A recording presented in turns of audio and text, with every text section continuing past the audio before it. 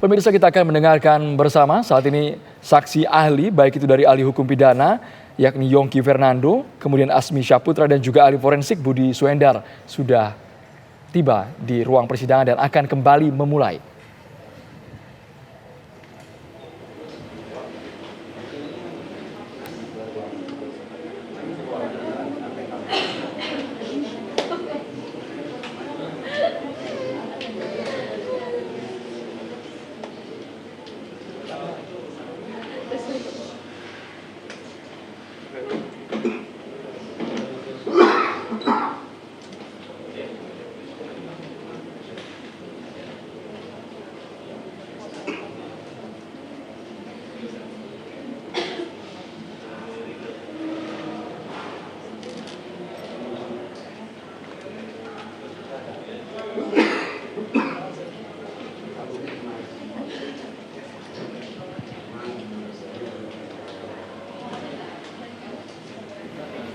Kita akan mendengarkan bersama secara seksama keterangan dari ahli hukum pidana dan juga ahli forensik yang akan menerangkan bagaimana sebenarnya kronologi peristiwa ini dari sudut pandang bidang kompetensi keahlian mereka. Mereka membaca secara seksama hasil BAP yang dibawa oleh tim kuasa hukum dari pihak Saka Tatal. Sekali lagi, karena pihak kuasa hukum Saka Tatal meyakini kejadian 8 tahun silam adalah kecelakaan tunggal, bukan kasus pembunuhan. Ini yang pada sore hari ini kita akan dengarkan bukti secara ilmiah dan juga dari sudut pandang scientific crime identification. Ya, jadi nanti para saksi, baik itu saksi ahli ini, pemirsa yang terdiri dari 3 orang, akan memberikan keterangannya mengenai bagaimana seseorang bisa dinyatakan meninggal karena kecelakaan tunggal atau karena faktor pembunuhan dan penganiayaan. Ini nanti para saksi akan memberikan keterangannya, termasuk juga kalau tadi kita mereview sedikit beberapa saksi yang sempat hadir di persidangan. Ini juga disampaikan ya dari mantan Bupati Purwakarta Deddy Mulyadi yang menyampaikan mengenai bagaimana proses bertemunya Deddy Mulyadi dengan Dede, dan yang pada akhirnya Dede menyampaikan kepada seluruh pihak bahwa keterangan yang ia sampaikan adalah bohong atau tidak benar. Kita simak bersama persidangan berikut ini, pemirsa.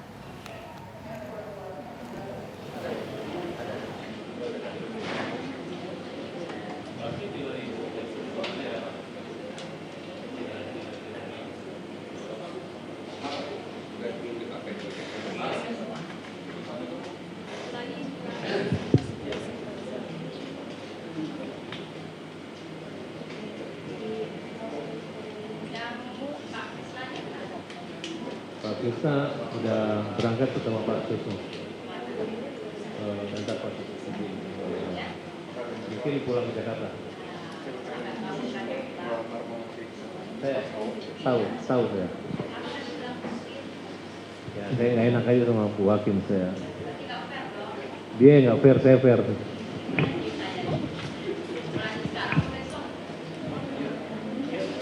Sekarang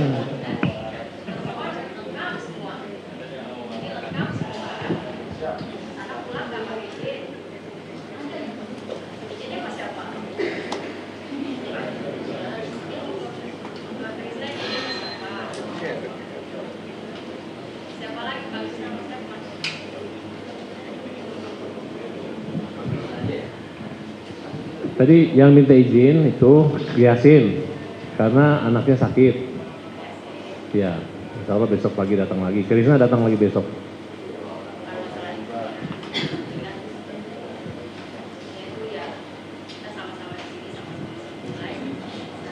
Iya.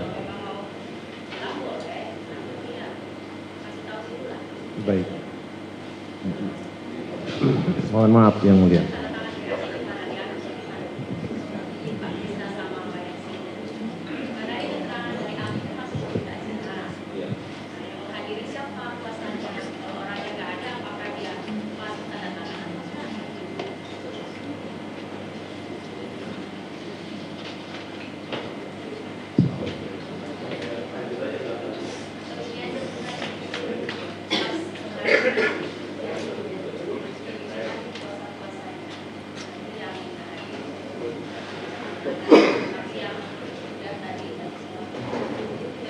Siapa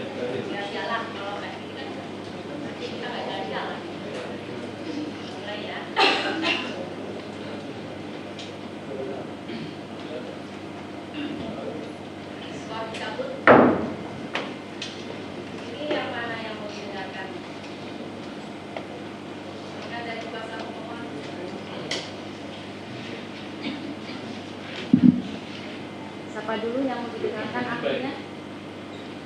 Hari ini kami pertanyaan ke Pak Dr. Asmi.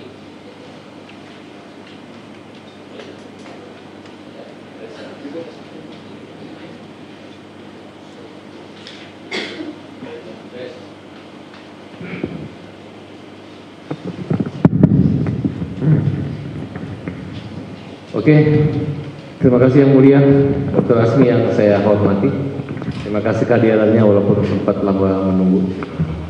Saya langsung aja menggaris bawahi apa yang akan kita tanyain kepada dokter. Bagaimana secara teoritis mekanisme melihat prosedur dan menilai jalannya sebuah peristiwa pidana. Mohon izin yang mulia. Bicara tentang peristiwa pidana, maka pasti dikaitkan dengan sistem peradilan pidana.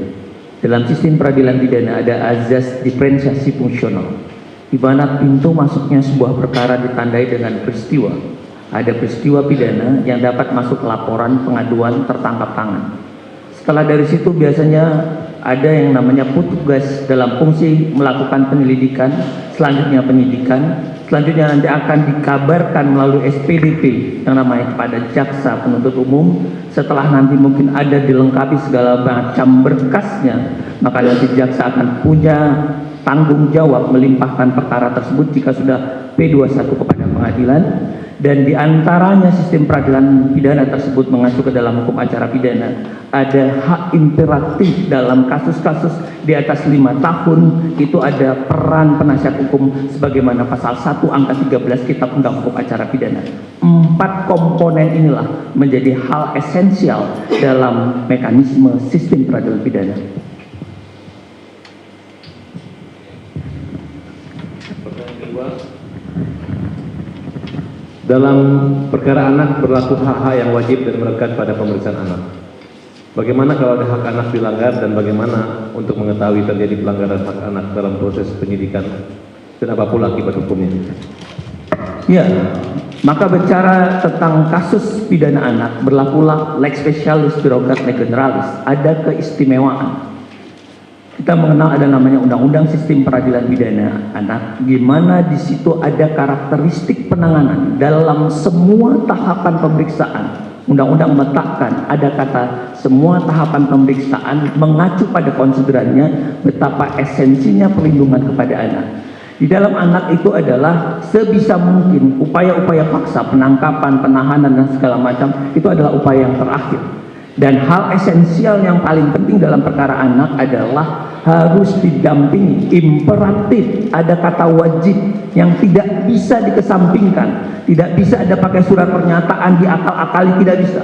Itu adalah perintah amanat. Apabila imperatif itu atau Miranda Rule itu tidak dipenuhi, ya maka pemeriksaan itu batal. Patut diduga ada ruang gelap kenapa tidak dilakukan ada pendampingan. Karena di situ ada pendampingan orang tua, ada mungkin pekerja sosial dan segala macam. Itu yang mau dituju daripada Undang-Undang Sistem Peradilan Pidana Anak.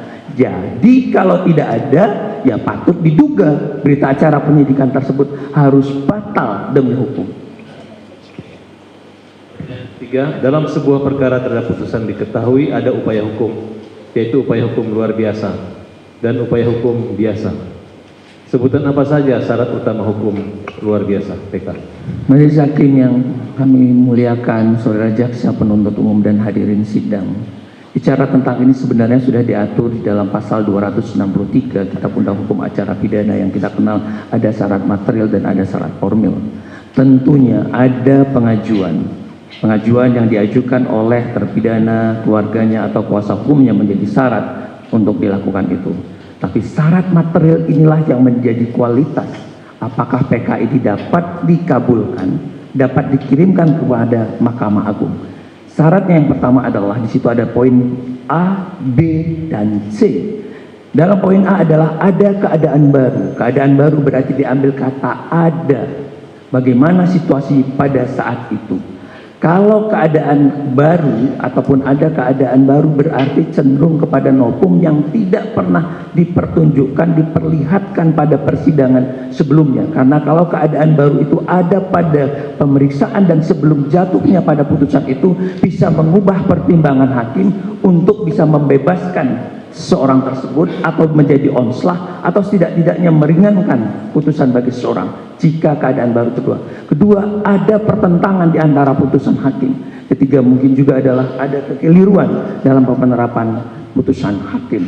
Ini yang nanti menjadi esensial kalau kita mengacu ke dalam syarat keistimewaan hak eksklusif dari peninjauan kembali. Jika ini tidak ada maka harus ditepikan dan dipinggirkan. Selanjutnya, dapatkah ahli jelaskan apa yang dimaksud dengan keadaan baru? Keadaan baru seperti yang saya bilang tadi adalah hal-hal yang memang apakah itu ada bukti baru, ada keadaan baru, ada perbuatan baru, ada surat baru, ada surat pernyataan baru, ada hal-hal yang menerangkan baru yang pada waktu sidang pokok pertama judek fakti dan judek juris dari tingkat pengadilan negeri sampai pengadilan banding dan kasasi tidak ada. Sepanjang dokumen-dokumen tersebut, sepanjang surat-surat itu adalah menggambarkan keadaan baru dan masih ada relevansinya dengan kasus tersebut.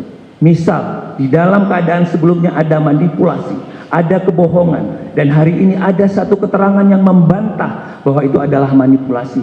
Ada keterangan yang menyatakan berita acara sebelumnya ada penyiksaan, dan hari ini ada pencabutan. Misalnya, saya tidak disiksa, atau sebaliknya, sebelumnya menyatakan semuanya baik-baik saja, dan hari ini ada disiksa. Keterangan-keteranganlah inilah menjadi keterangan baru dan fakta baru yang dapat dijadikan novum, yang ini bisa diambil oleh majelis hakim jika pada waktu itu ada. Baik, selanjutnya bagaimana jika keadaan ataupun bukti yang diajukan DPU dalam dakwaan berisi hal yang tidak benar? Gimana? Bagaimana jika ada keadaan ataupun bukti yang diajukan DPU dalam dakwaannya berisi hal yang tidak benar?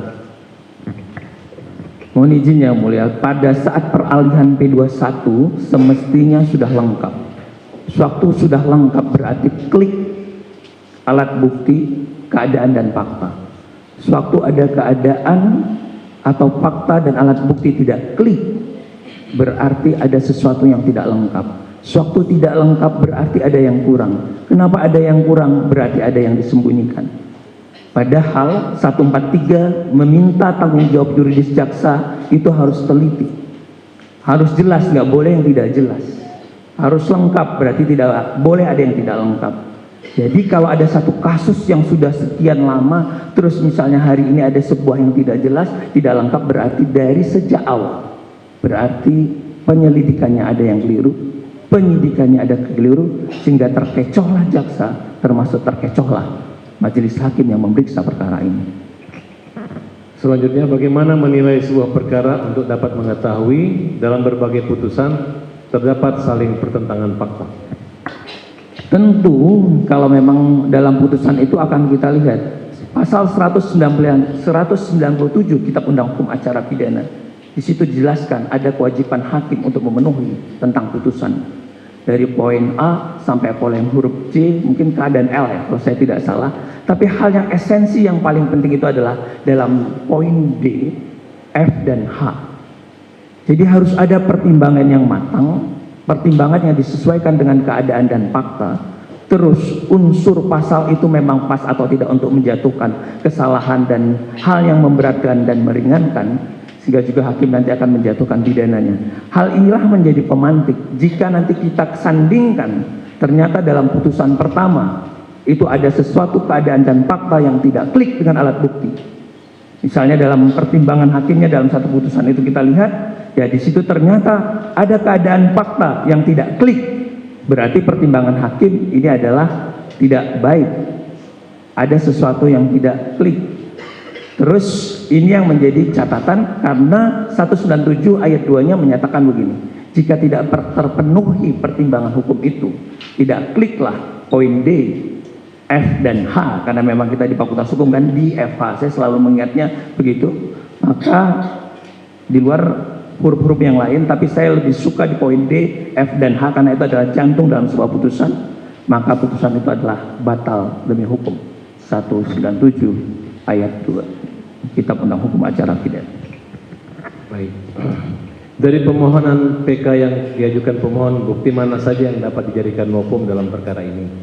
Kemudian apa legal anotasi atau catatan hukum saudara atas putusan maupun dakwaan jaksa? Majelis Hakim mohon izin, saya tidak bisa menentukan karena ini memang mungkin serta-merta adalah kewenangan Majelis Hakim yang memeriksa di sini untuk merekomendasi. Tapi kalau sepanjang sebagaimana sumpah yang tadi saya sampaikan pengetahuan saya, novum dalam perkara ini adalah terkait adanya surat pernyataan adanya DPO yang fiktif. Disitulah jantungnya dalam perkara ini. Karena sejak awal nama-nama tersebut sudah muncul. Dalam surat dakwaan ada Dani, ada Andi dan lain sebagainya. Mungkin saudara-saudara dan kita semua di sini bisa melihat dalam berkas perkara. Dengan pencabutan DPO tersebut mencabutlah, karena dia adalah intelektual dader,